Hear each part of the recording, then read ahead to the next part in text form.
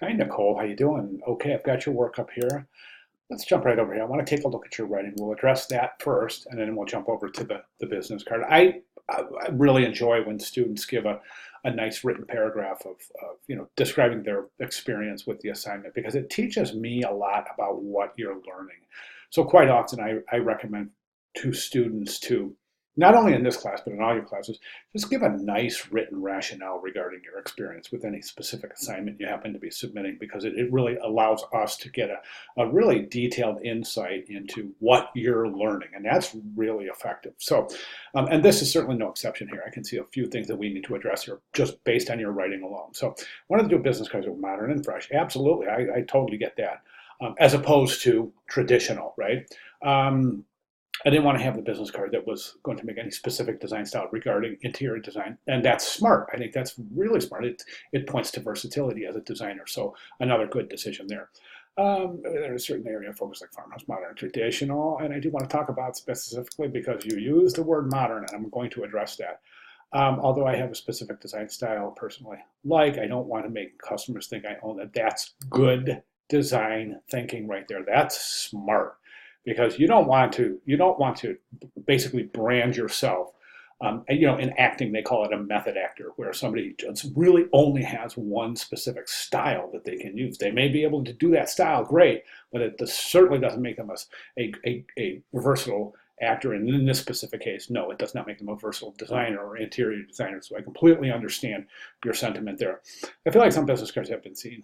I've seen for designers make it look like they are very traditional designers would only appease those certain kinds. Absolutely. Again, I totally agree. So you're right on task here. I mean, just based on your writing here, you got a really great idea of what's happening in terms of designing the business card and the conceptual development and the foundational underpinnings associated with good concept planning for a business card. So that's good stuff. Let's jump right over to the card.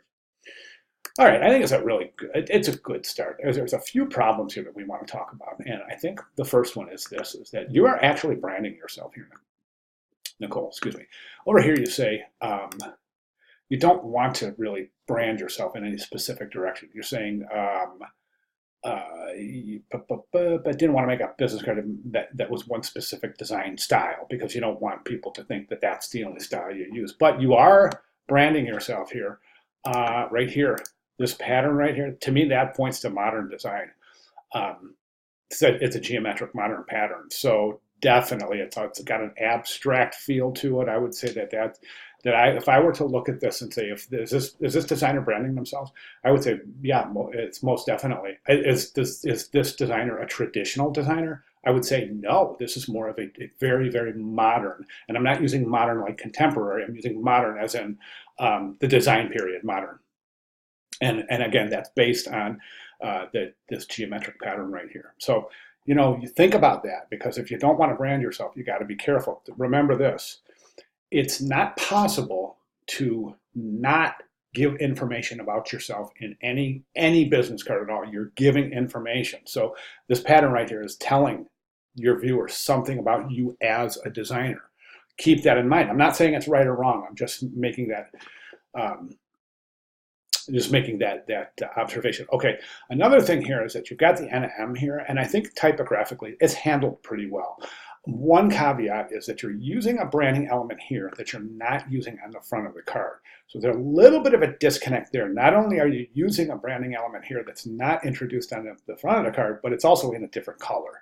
So we have a little bit of inconsistency there. So think about that. And then the placement of this, the typography is good. Excuse me, you've got those um, stems and strokes meeting up just beautifully. That's good. But it's jammed in this little diamond shape right here. It's jammed in there. It's forced in there. It looks like it's boxed in. It looks like it's being strangled. It looks like it can't breathe because it's just stuck in jail here. Okay, so again, another consideration there. And there's definitely a disconnect between the front and the back. Now, and simply because NM is on a business card, theoretically it's part of your branding. However, it's not used on this part of the card. So think about that. Think about a successful resolution there. Let's move to the back there. Typographically, I think you're excellent. There's a few things I want to recommend. Um, there's a few things I want to talk about in your composition as well. So typographically, I think the typeface choices I think are very appropriate because now again, using all sans serif typeface does point to more of a modern flair. And again, I'm using modern in terms of the design period, not meaning synonymous with contemporary. So yeah, the sans serif does point to modernism, so to speak. It also does point to contemporary design as opposed to traditional design where we would probably see more sans serif more serif typeface in this particular business card, but we don't. So again, you're kind of pointing yourself in a direction right there. Is that good or bad? Neither, just as long as you're aware that your choice of fonts is making a statement about yourself. This is a business card, so the statement you're making about yourself is pointing to your own branding, okay? And I keep saying that because it's really important. A business card, theoretically, you're using to reinforce your branding.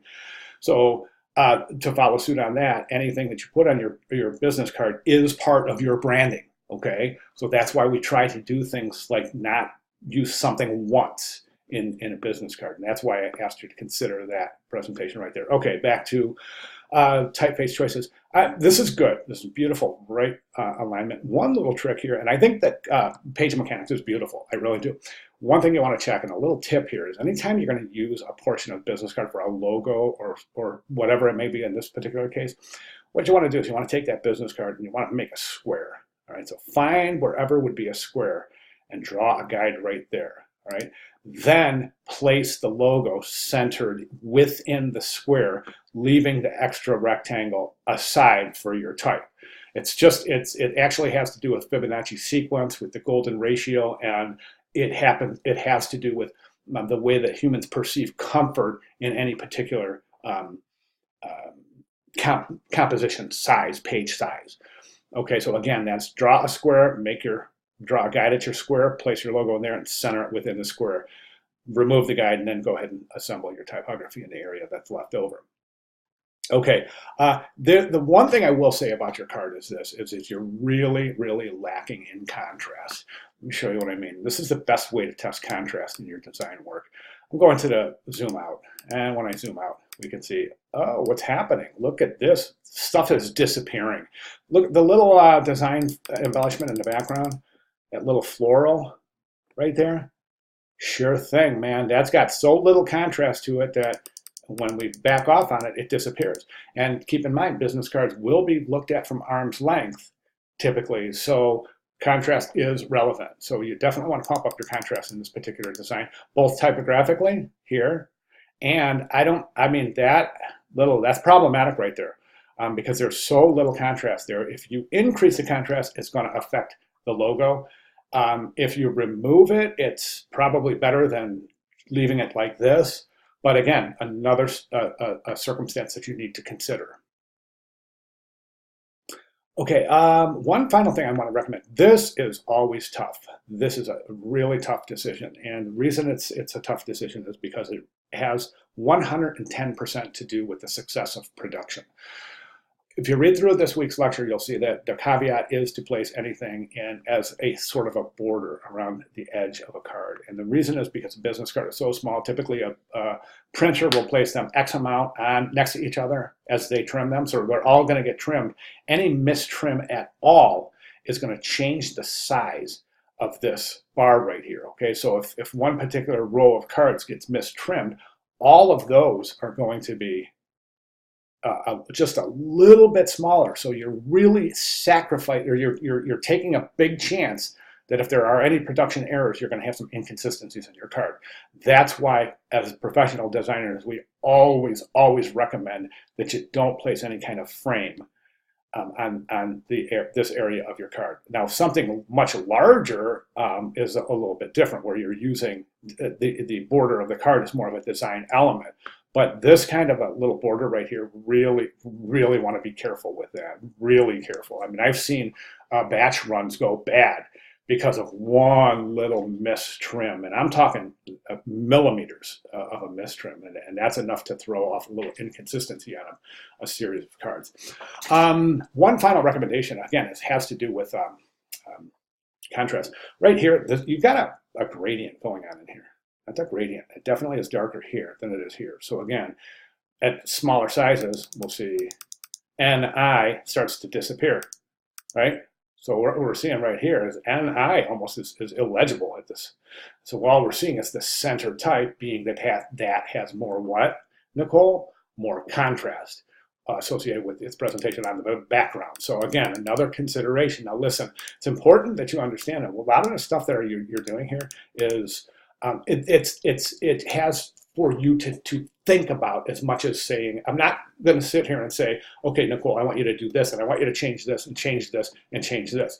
Okay, you'll learn my style very quickly is to not say do this, but say this could be better, and here's how it could be better. So I'm not trying to take over your project and direct the project. I'm really trying to get you to think about decisions, the decisions you make as they reflect on the design itself and reflect on you as a designer. Okay. All right. So fantastic job. I'm at 11 minutes. I got to cut this short, but really great job. And thank you so much for sharing. If you have any questions whatsoever, please let me know. Thanks very much, Nicole.